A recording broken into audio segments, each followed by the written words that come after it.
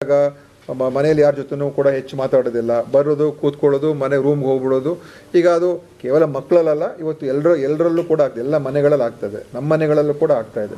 ಯಾಕಂದರೆ ಆ ಮಾತಿನ ಒಂದು ಅಥವಾ ಸಂಬಂಧಗಳನ್ನು ಇಟ್ಕೊಳ್ಳುವಂಥದ್ದಕ್ಕೆ ಏನು ಸಾಮಾಜಿಕ ಒಂದು ವ್ಯವಸ್ಥೆ ಇರಬೇಕು, ಅದು ಕೂಡ ಇವತ್ತು ಈ ತಂತ್ರಜ್ಞಾನ ಡಿಜಿಟಲ್ ಏನು ರೆವಲ್ಯೂಷನ್ ಆದ ನಂತರ ಭಾಳ ದೊಡ್ಡ ಬದಲಾವಣೆ ಆಗೋಗಿದೆ. ಸೊ ನಮಗೇನಂತ ಹೇಳಿದ್ರೆ ಈ ಡಿಜಿಟಲ್ ರೆವಲ್ಯೂಷನ್ ಆಗಿದೆ, ಆದರೆ ಅದು ಭಾಳ ದೊಡ್ಡ ಬದಲಾವಣೆ ಭಾಳ ವೇಗವಾಗಿ ಆಗೋಗಿದೆ. ಸೊ ನಮಗೆ ಇವತ್ತು ಇದರ ಏನು ಇಂಪ್ಯಾಕ್ಟ್ ಅಂತ ಅಸೆಸ್ ಮಾಡೋದಕ್ಕೆ ಟೈಮ್ ಸಿಕ್ಕಿಲ್ಲ. ಆಗಲೇ ನಾವು ಅದನ್ನು ಉಪಯೋಗಕ್ಕೆ ಶುರು ಮಾಡಿಬಿಟ್ಟಿದ್ದೀವಿ, ಆದರೆ ಇದರ ದುಷ್ಪರಿಣಾಮ ಏನು, ಇದರಿಂದ ಏನು ಎಫೆಕ್ಟ್ ಆಗ್ತಾಯಿದೆ ಅಂತ ಸ್ಟಡಿ ಮಾಡೋದಕ್ಕೆ ಕೂಡ ಸ್ವಲ್ಪ ತಡವಾಗಿ ಇದೆಲ್ಲ ಆಗ್ತಾ ಇರುವಂಥದ್ದು. ಈಗಾಗಲೇ 20-30 ವರ್ಷದಿಂದ ಬಂದ್ಬಿಟ್ಟಿದೆ ಇದು. ಈಗ ಮಕ್ಕಳ ಮೇಲೆ ಯಾವ ರೀತಿ ಇಂಪ್ಯಾಕ್ಟ್ ಆಗ್ತಾಯಿದೆ, ಚಿಕ್ಕ ವಯಸ್ಸಿನಲ್ಲೇ ನಾವು ಚಿಕ್ಕ ಮಕ್ಕಳಿಗೆ ಕೊಡ್ತಾ ಇದ್ದೀವಿ. ಅವರ ಒಂದು ಮಾನಸಿಕ ಬೆಳವಣಿಗೆ, ಅವರ ಒಂದು ಮೆದುಳಿನ ಬೆಳವಣಿಗೆ, ಅವರ ಏನು ಕಾಗ್ನಿಟಿವ್ ಸ್ಕಿಲ್ಸ್ ಅಂತ ಹೇಳ್ತೀವಿ, ಅದರ ಮೇಲೆ ದುಷ್ಪರಿಣಾಮ ಆಗ್ತಾ ಇರುವಂಥದ್ದು.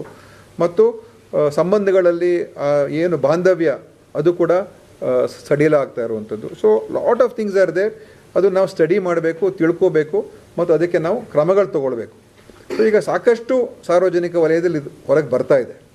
ಈಗ ನಾವು ಅದರ ಮೇಲೆ ಆ್ಯಕ್ಟ್ ಮಾಡಬೇಕು. ಸುಮ್ಮನೆ ಇದೆ ಅಂತೇಳಿ ನಾವು ಸುಮ್ಮನೆ ಕೂತ್ಕೊಂಡ್ರೂ ಕೂಡ ಆಗೋದಿಲ್ಲ.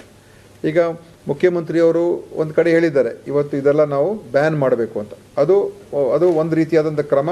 ಅದು ಯಾವ ರೀತಿಯಾಗಿ ಕಾನೂನು ಪ್ರಕಾರ ಆಗುತ್ತೆ ಅದು ಇನ್ನೊಂದು ಕಡೆ. ಆದರೆ ಇವತ್ತು ನಾವು ಹೇಗೆ ಇದನ್ನು ಬಳಸಬೇಕು, ಸೊ ನಮ್ಮ ಶಾಲೆಗಳಲ್ಲಿ ಹೇಗೆ ನಮ್ಮ ಶಿಕ್ಷಕರಿಗೆ ಯಾವ ರೀತಿಯಾದಂಥ ಒಂದು ಅವರಿಗೆ ಇದರಲ್ಲಿ ತಿಳುವಳಿಕೆ ನೀಡಬೇಕು, ಯಾವ ವಿಷಯದ ಬಗ್ಗೆ ನೀವು ಗಮನ ಕೊಡಬೇಕು, ಮಕ್ಕಳ ಜೊತೆ ಇದರ ಬಗ್ಗೆ ಹೇಗೆ ನೀವು ಅವರಿಗೆ ಇದರ ಬಗ್ಗೆ ವಿಷಯಗಳನ್ನು ಹೇಳ್ಕೊಡ್ಬೇಕು, ಮತ್ತು ಪಠ್ಯ ಪುಸ್ತಕದಲ್ಲೂ ಕೂಡ ಇದರ ಬಗ್ಗೆ ಒಂದು ಮಾಹಿತಿಯನ್ನು ಕೊಡುವಂಥದ್ದಾಗಬೇಕು. ಮತ್ತು ಎಷ್ಟು ಸಮಯವನ್ನು ನೀವು ಶಾಲಾ ಮಕ್ಕಳಿಗೆ ಫೋನನ್ನು ಅಥವಾ ಲ್ಯಾಪ್ಟಾಪನ್ನು ನೋಡೋದಕ್ಕೆ ಅವಕಾಶ ಮಾಡಿಕೊಡ್ಬೇಕು. ಈ ರೀತಿಯಾದಂಥ ಕೆಲವೆಲ್ಲ ಗೈಡ್ಲೈನ್ಸನ್ನು ನಮ್ಮ ಶಿಕ್ಷಕರಿಗೆ ನೀಡ್ತಕ್ಕಂಥದ್ದು ಭಾಳ ಮುಖ್ಯ ಆಗಿದೆ. ಮತ್ತು ಅದೇ ರೀತಿಯಾಗಿ ಶಿಕ್ಷಕರಿಗೆ ತರಬೇತಿಯನ್ನು ಕೂಡ ನೀಡ್ತಕ್ಕಂಥದ್ದಕ್ಕೆ ನಮ್ಮ ಈ ಒಂದು ಪಾಲಿಸಿಯಲ್ಲಿದೆ.